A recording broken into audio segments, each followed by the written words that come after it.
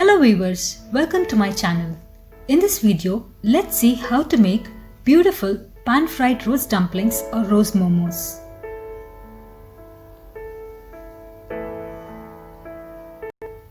Please note the ingredients for the filling and the dough. First, let's start with the dough.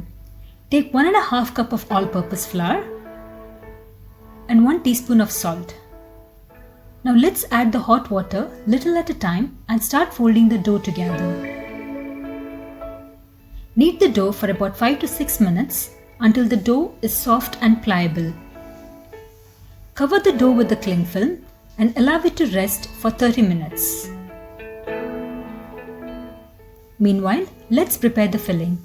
Take 250 grams of chicken mince, half a cup of spring onions, some coriander leaves,